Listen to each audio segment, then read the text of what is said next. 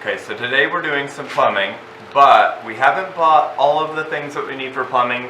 We have, so far we have the piping and we have the fittings we need. So we're going to run them as far as we can without having like the water tank and things like that. And later on we're going to add the white water tank and the gray tank. Those are going to be installed underneath the bus, and we're going to run all of our plumbing down. We'll get to that and the logistics of how we're going to do that later on. But for now, we're just going to run them through so that we can go ahead and have everything in and ready to go for when we have our hot water heater and our water tanks.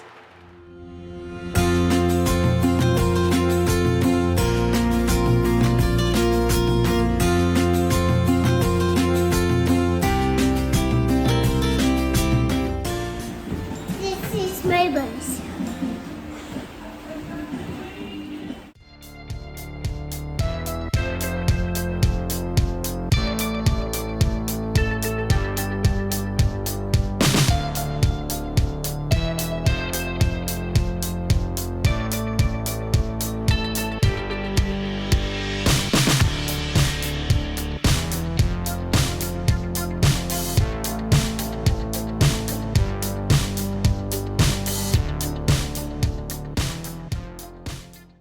So our pump and everything is going to be here. This fitting will run after the pump, and it's going to run to our hot water heater down this way. On this side, it's going to run to our shower. I put a T-post on there before the water heater because this is the cold water line, and we don't need it to run to the heater first, so we can run it straight from the tank to the pump, down this T-post, and straight to the shower for cold water.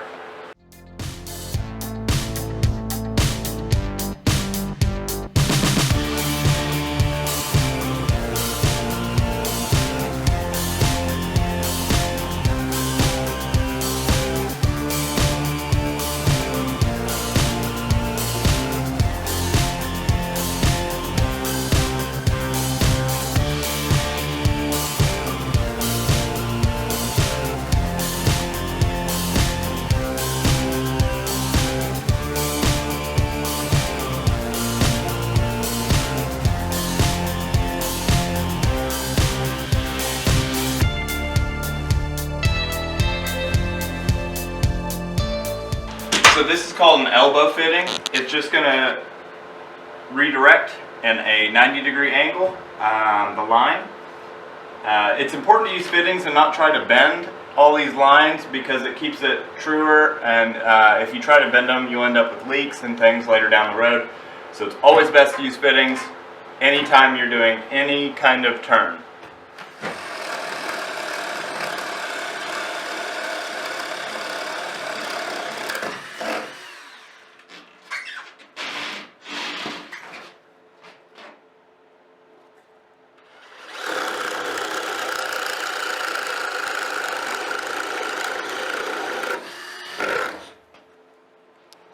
Something I forgot to mention was the size of piping that we chose. We decided to go with a half-inch sized pipe, and the reason that we decided to use half-inch is because it lowers the amount of water flow while increasing pressure. So with the half-inch you'll have more pressure, lower water consumption. Both of those are great things for us in a school bus where we're having to limit how much water we use.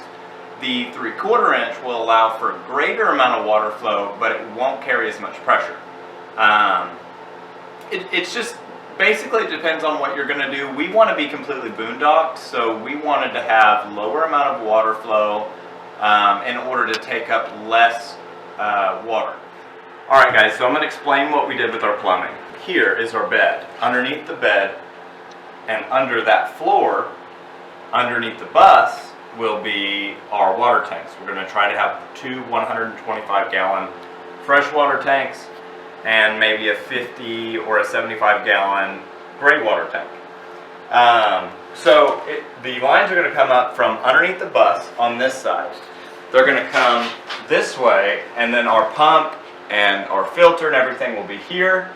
And then they will feed back into this line, which is our cold water line. It will run to the right, which will go to our shower. It'll run left, which will bring you all the way down to this T-post, which will come out and become our sink. If you go further down, it T's again to go to our water heater right here. This will go to the water heater, and further down the line, it will run to our washer.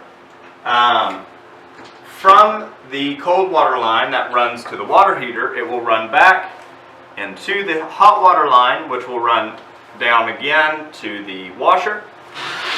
It'll run back to the sink and tee out at the sink, and then it will run all the way back down again to the shower. And that's it. We try to keep it as simple as possible, have as few lines, as few fittings as we could. We kept all of our water on one side of the bus so that we wouldn't have to worry about going across the ceiling or under the bus. Made things quite easy, quite simple, and cost effective for us.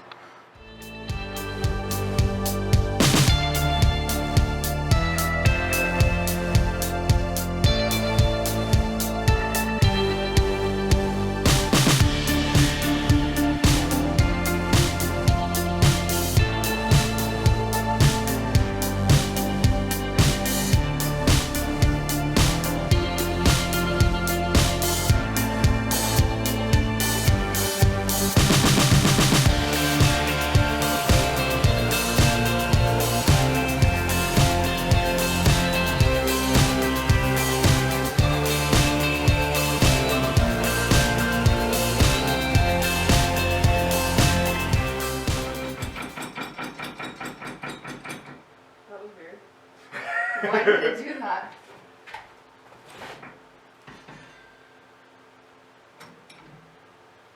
That was weird. That was weird. Okay. Alright then. You might start hearing it crack on this board.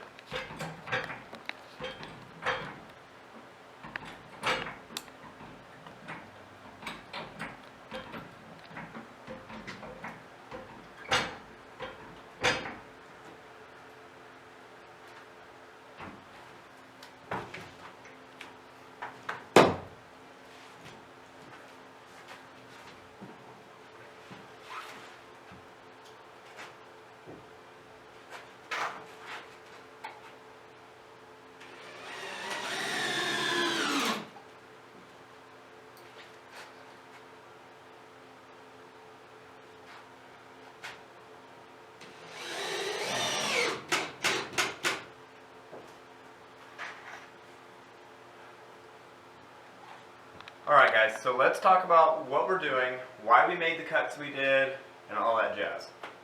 So, the distance from one side of the bus to the other side of the bus is a shorter distance than the full arc. This means that if we get a board in here, in order to fit it in the bus sideways, we would have to have it bent before we got it in. So what we decided to do, since we were going to do trim on the side anyway and metal tin, we decided to cut them a little short to bring them in where they were just long enough to go side by side in the bus to fit up. And then we decided to get this bend in the wood. We didn't want to have to worry about putting super long screws in or killing ourselves pushing trying to get the screw to sink up into the wood. So what we did instead was got a piece of wood, put it on a floor jack, and slowly jacked it up. And what we found was it held it for us while we were screwing in. It did not damage the wood because we used a short just chunk of wood to kind of spread that pressure throughout this wood instead of it being on this square.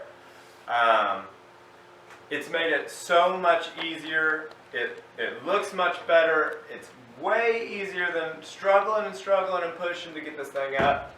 So that's what I would recommend for you guys who are going to do it too.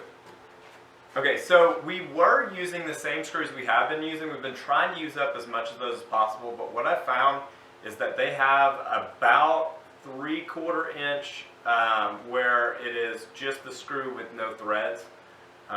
With this wood, and the short fairing strip that we're going through, it's not enough bite to be able to suck them really hard up into each other and to suck this screw through the wood. Now that was really important to us because we wanted to be able to put filler in where the screws are and to sand and make it look like it's not, there are no screws in it. So in order to do that, we had to have a screw that had threading all the way up. So we found these drywall screws. They are 1 5/8 inch. So that's what we're using. They're black, so they blend in a little better until we're able to get the filler in. I think they look a little bit better.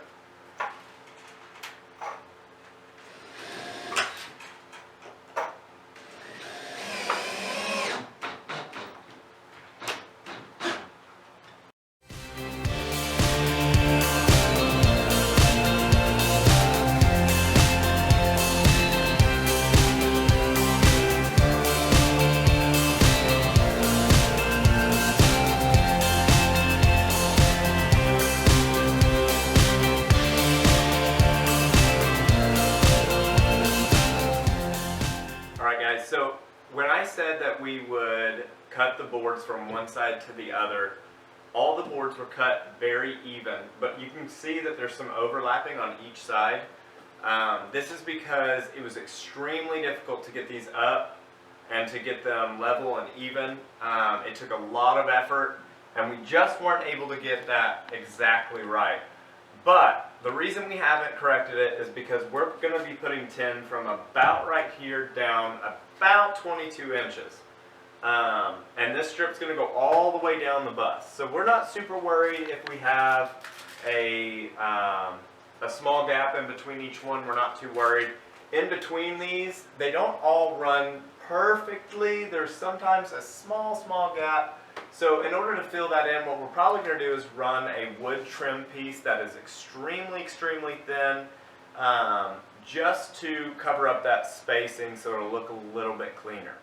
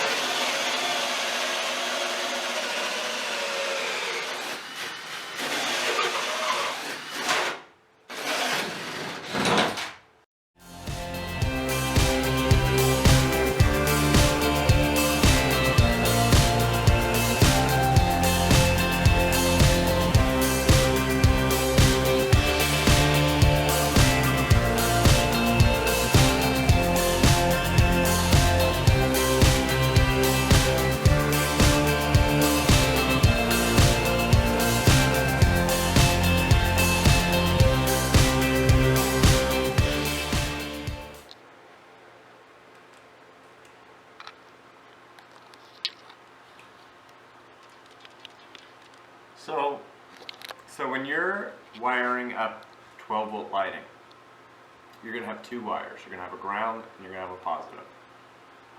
The positives, you can run a line all the way where you want your lights done, and then just splice, cut, and make both ends that you just cut, plus the positive end, you can twist them together, and then your negative end, you're going to run straight to the ground of the bus. It won't connect in line. Well, you can do it that way, but you don't have to. We decided to take our negative and to feed it into the bus's frame. This makes the entire bus a ground. So we can just attach it straight to the framing of the bus in order to ground each and everything instead of having to run a second line all the way around the bus. These are going to be set up in parallel, not in series.